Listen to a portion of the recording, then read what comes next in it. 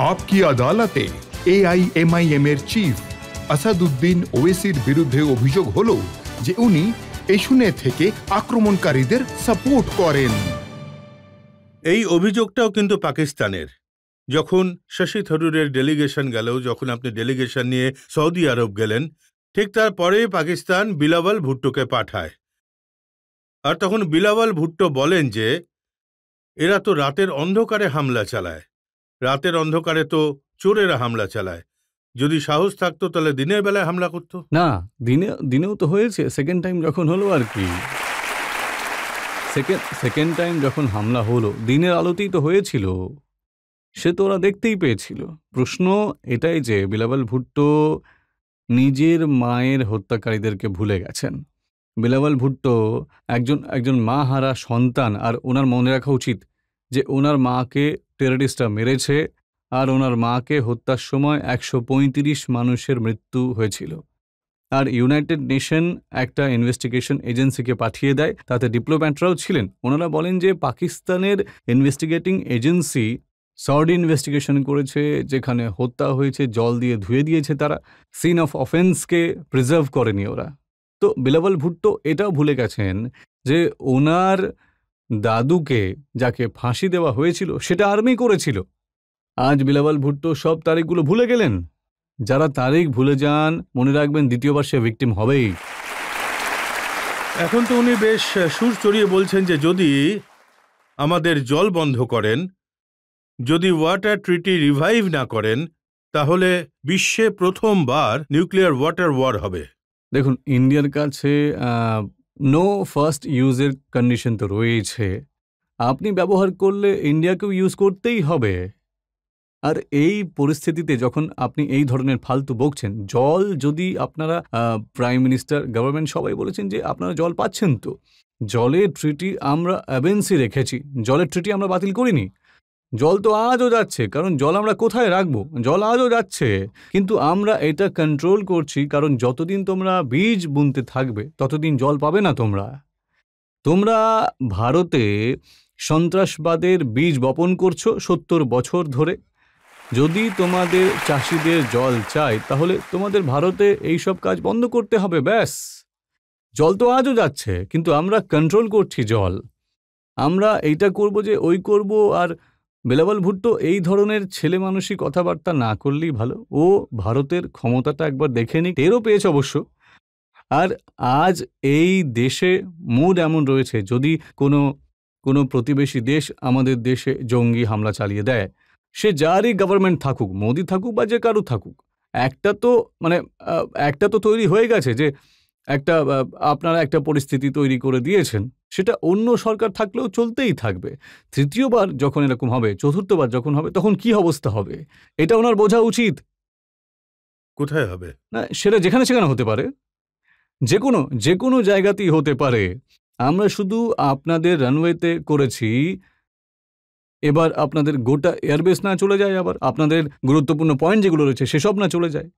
যদি আপনারা ভারতের ড্যামে বা জলের অজুহাতে কিছু করেন, আমরা কি চুরি পরে বসে আছি নাকি? এই যে আমাদের সেনা কি জন্য রাখা আছে বলুন তো? শুধু দেখানোর জন্য তো নয়। এত আমরা অস্ত্র রেখেছি কি জন্য? দেশের সুরক্ষার জন্যই তো রেখেছি, ঠিক কি না বলুন? তো যদি আপনারা এই ধরনের বাজে কথা বলেন, তো যে 7 আর 8 তারিখে হয়েছে আর 9-10 তারিখে যেটা হয়েছে, তার থেকে ওদের শিক্ষা নেওয়া উচিত। এখন তো শেহবাজ শরীফ বলছেন যে রাত 2:30-এর সময় ফোন বেজে ওঠে আর জানতে পারেন যে ভারতের ব্রহ্মোস ভেতর অবধি পৌঁছে গেছে।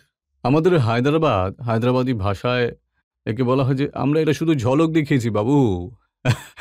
তো এটা তো ব্রহ্মোস মিসাইল। যদি আপনারা আরো বাড়াবাড়ি করেন, তখন হতেই পারে তারপর সমুদ্র থেকেও কিছু উড়ে আসতে পারে, সমুদ্র থেকেও আপনাদের উপর উড়ে আসতে পারে।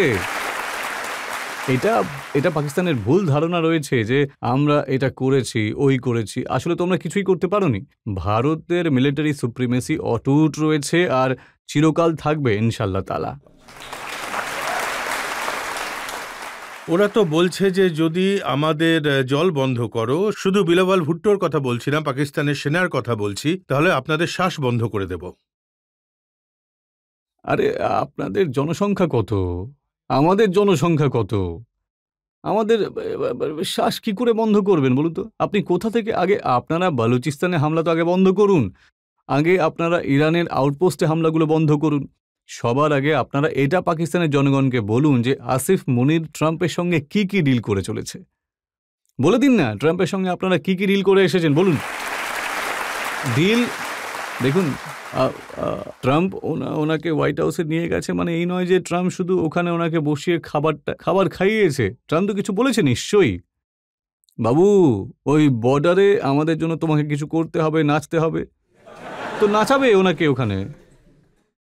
আমি তো শুনেছি যে আমেরিকার স্পাই প্লেন অলরেডি ইরান আর পাকিস্তানের বর্ডারে মোতায়েন করে দিয়েছেন উনি। না, ওদের একটা এয়ারবেস রয়েছে আর সেটা তো পুরো ইউএসএ কন্ট্রোলে রয়েছে, আজও ওটা ইউএসএর কন্ট্রোলই রয়েছে। ভারতে কোনো অন্য দেশের কোনো কিছু বেস নেই। আমরা এখান থেকে না অন্য দেশের বিরুদ্ধে কোনো টেররিস্ট ক্যাম্প চালাই, আর সব খারাপ জিনিস তো ওদের কাছেই রয়েছে। পুরো পুরো পুরো বিশ্বের ক্যান্সার ওদের কাছে রয়েছে, টেররিজম। ওরা এসব করছে। তো কোনো ওদের প্রতিবেশীর সঙ্গে সম্পর্ক ভালো রয়েছে বলুন তো? এখন তো তালিবানরা ওদের বিরুদ্ধে চলে গেছে। তালিবানরা ভারতকে বলছে আপনারা আমাদেরকে সাহায্য করুন, ওরা আমাদের এত সাপোর্ট করছে, আর ওরা আমাদের জন্য যে পোর্ট ইরানে আমরা তৈরি করে দিয়েছি সেটা খুবই ইম্পর্টেন্ট আমাদের জন্য। এর ফলে পাকিস্তানকে বাইপাস করে আফগানিস্তানে আমাদের এন্ট্রি হবে, ওটা খুবই স্ট্র্যাটেজিক হবে। কিন্তু আপনার কি মনে হয় আমেরিকার পাকিস্তানের এয়ারবেস থেকে ওদের এয়ার স্পেস ব্যবহার করার জন্য মুনির সাহেবকে বিরিয়ানি খাওয়াচ্ছেন? না, বিরিয়ানি তো খাওয়ায়নি, আসলে স্টেক খাওয়ার অভ্যেস রয়েছে মনিরের। ও খেয়েছে হয়তো, অবশ্যই হতে পারে, অবশ্যই মানে হতেই পারে, অবশ্যই হতে পারে। এই যে বলছে না, আসিফ মুনির বলছে যে ট্রাম্প নোবেল প্রাইজ পাবেই পাবে, আর সেই জন্য ওনাকে ডেকে নিয়েছে হয়তো। না, এর পিছনে অন্য কোনো ব্যাপার অবশ্যই আছে, আর সেটা পরিষ্কার হয়ে যাবে দেখুন না আগামী 1 সপ্তাহ বা 10 দিনের মধ্যে। ওবেসি সাহেব, ডোনাল্ড ট্রাম্প ভালোভাবে জানতেন যে ওসামা বিন লাদেন কোথায় লুকিয়েছিলেন। উনি এটাও জানেন যে হাফিজ সাইদ কোথায় লুকিয়ে রয়েছে, এরা আমেরিকার টেররিস্ট লিস্টে রয়েছে। এত কিছুর পরেও পাকিস্তানের সঙ্গে এত প্রেম প্রীতি কেন? এটা তো আমেরিকার অ্যাডমিনিস্ট্রেশনকেই বলতে হবে যে আপনারা ওদের মধ্যে এমন কি দেখে নিলেন যেখানে আপনার দেশেরই প্রেসক্রাইবড টেররিস্ট অর্গানাইজেশনের লিডার পাবলিকালি মিটিং করে তারা ভারতের বিরুদ্ধে আজ বাজে বাজে কথা বলছে, আর আপনারা ওদের কেন টলারেট করছেন? তো এই দেখুন, এদের যে ডাবল পলিসি রয়েছে, এই জন্যই বিশ্বের অনেক জায়গায় আর কি ইনস্টেবিলিটি তৈরি হয়েছে। আপনি আফগানিস্তানে গেলেন, আর রাতারাতি আপনি আফগানিস্তান ছেড়েও দিলেন। এখন একটু স্টেবিলিটি এসেছে, ঠিক কথা, তবে সেটা অন্য কথা। ভিয়েতনাম গেলেন, কি হলো, কি পেলেন?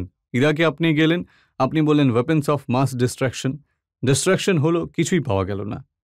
গত গত গত 20-25 বছরে তো ওদের কত প্রশংসা করেছিলেন।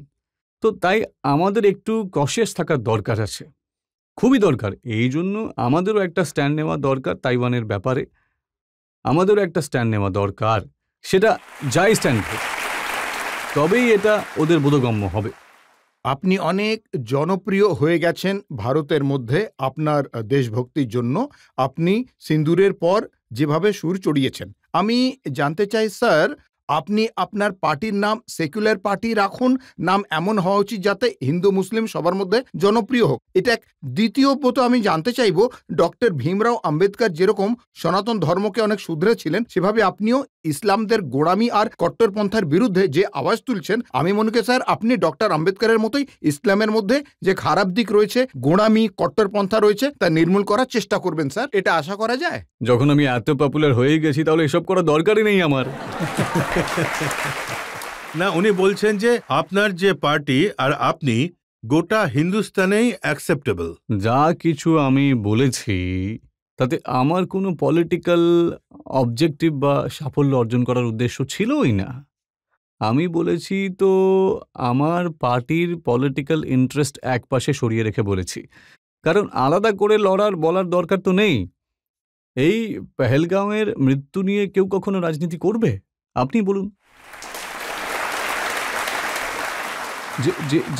যা কিছু পেহেলগাঁওতে আমরা দেখেছি, আপনি দেখেছেন, ওই মর্মান্তিক দৃশ্য আমরা দেখেছি।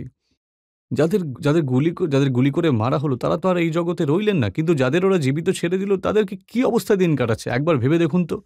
ওই বাচ্চাদের উপর, ওই মায়ের উপর, মানে ওরা তো সারা জীবন ওই দুঃখ নিয়েই চলবেন, বেঁচে থাকবেন। আর তো এইভাবে তো এখন পার্টির নাম নিয়ে যদি বলতে গেলে তো লম্বা আলোচনা হয়ে যাবেই। আকালি দল রয়েছে, শিবসেনা, দুটো হয়ে গেছে এখন। তো ওদেরকে আপনি কি বলবেন?